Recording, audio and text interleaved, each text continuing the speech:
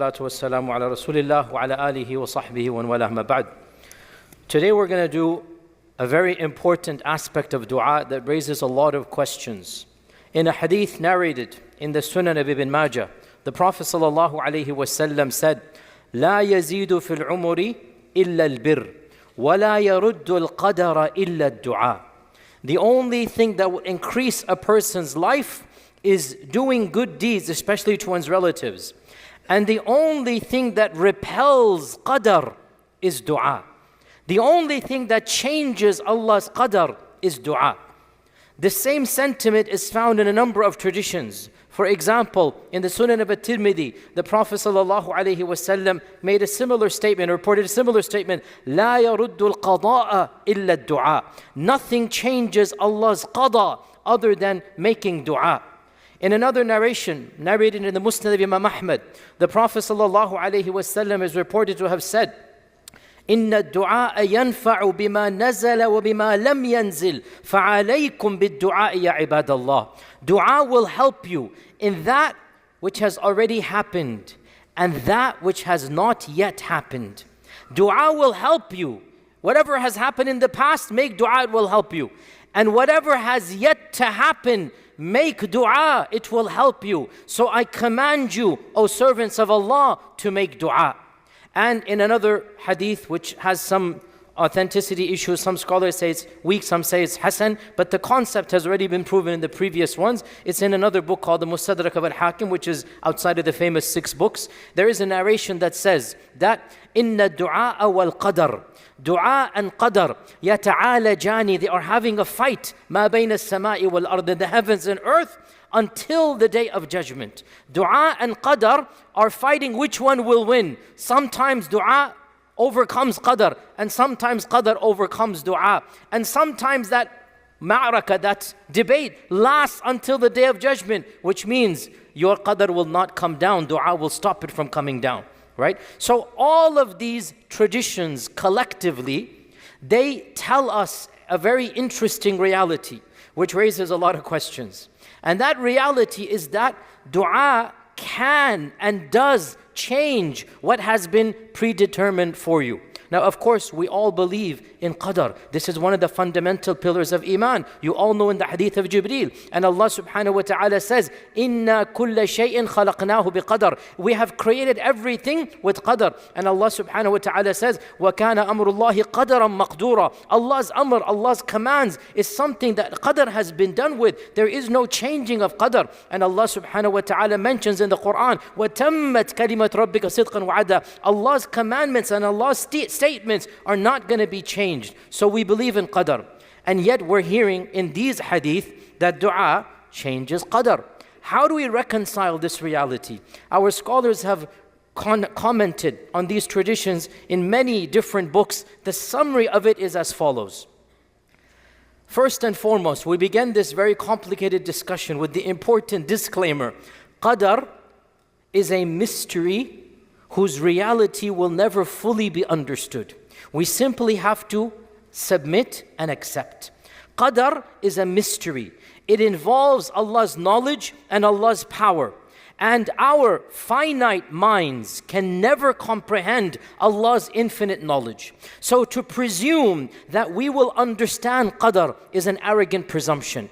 And the notion of trying to reconcile free will with qadar, this problem has never been solved in a simple manner, and the ummah has always been grappling with it. In fact, the Prophet ﷺ himself was asked by one of the companions. This hadith is literally reported in our own traditions. One of the Sahaba, the same question every one of us has. He said, Ya Rasulullah, if everything is qadar, why should I do anything?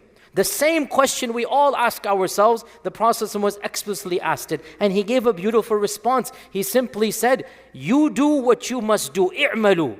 Don't use qadar to stop your own deeds. You do what you must do, and you will find your path will be the one that Allah has written for you. In other words, we can say, as Muslims, we never use qadar to justify a future tactic. We only use qadar to console ourselves for a past disaster or calamity. We never use qadar to plan something because we don't know qadar. So we never bring in, oh, Allah's qadr might be this and that. We plan and we expect the best qadr. So that's the first point. We're never going to fully understand qadr. The second point, how does dua change qadr? Our scholars mention that in reality there are 5 levels of qadr. There are 5 levels of qadr. And dua changes the lower levels, but the higher levels, it has already been predetermined that because of dua, the lower level will change. And the highest level, only Allah knows, even the angels don't know. The highest level of qadr, only Allah knows. Very quickly, what are these 5 levels? Number 1, the first level is what is written in Lawh al-Mahfuz. And that only Allah Azza wa Jal has access to. Allah knows what is in Lawh al-Mahfuz. It was written before Allah created the creation. The famous hadith, the first creation that Allah created was the pen. And Allah said to the pen, write. And the pen wrote down everything that would happen until the Day of Judgment. That is the Lawh al-Mahfuz.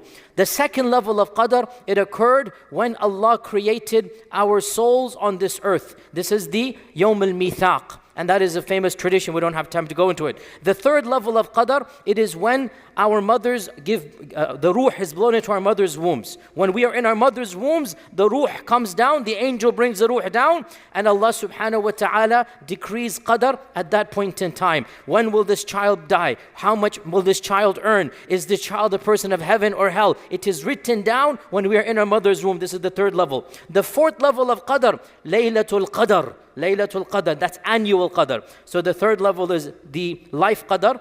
The second level is the creation qadr. The first level is Allah's qadr. That is beyond any makhluq's knowledge. So what was that? Number 4 is the yearly qadr, Laylatul Qadr. And then the final level of qadr, the instantaneous qadr, which is the daily or the minute or the hourly qadr. Like كُلَّ يَوْمٍ هُوَ فِي شَأْنٍ. That is the immediate qadr. Now, when the Prophet ﷺ said, لا يرد القدر إلا الدعاء, nothing changes qadr except dua. What this means, for example, Allah might tell the angel of death on Laylatul Qadr that this is this person's last year. And on such and such a date, in Rajab 17th, whatever it might be, you're going to take his soul. So the angel of death is assuming this person is going to die on the 17th of Rajab, for example. But Allah has written in a higher level that if this person makes dua, or if his children make dua, or if his parents make dua, then he will be given an extension. And the parents make dua for the child. And because of that dua, even the angel thinks, right now I'm going to take the soul. On the same day, Allah subhanahu wa ta'ala extends to a time that only He knows. Even the angel did not know, and that extension happens. Why? Because people made dua for this child. Because others were making dua for a cure. So, the bottom line, obviously, Allah doesn't, like in our vernacular, change His mind. That's not befitting of Allah. Allah knows everything. But Allah gave us an incentive. Why change lower levels of qadr and the higher level is already known? Why? Because, here's the sir or the secret. When dua is so beloved to Allah, and we've explained in the last 8 days why dua is beloved. When Allah wants you to make dua, Allah has given us yet another incentive. And that incentive is, it is possible for you to change even the lower levels of qadr by your dua. And Allah wants us to make dua even in hopeless situations. And Allah will reward us for that dua. And the dua will have benefits even if that qadr did not change. The effects of dua will continue throughout your life. So Allah wants you to make dua. And so this is the secret of why Allah subhanahu wa ta'ala has told us that dua changes qadr. Because He wants us to make dua even when we think all odds are against us. Even when we think qadr is against us. The Prophet ﷺ told us, don't worry, your dua and only your dua, nothing else changes qadr, by the way. Nothing changes the lower levels of qadr. Not anything other than dua. And to conclude this, even the Prophet ﷺ would make dua to change qadr. How so? In the authentic hadith in Sahih Bukhari, the Prophet ﷺ would say it's a long dua, and one phrase, وَأَعُوذُ بِكَ, I seek refuge in you, مِن سُوءِ الْقَضَاء, from the qada that is bad for me. I don't want that qada. He's making dua to Allah to change the qada that has already been decreed. Think about it, right? The qada has been decreed.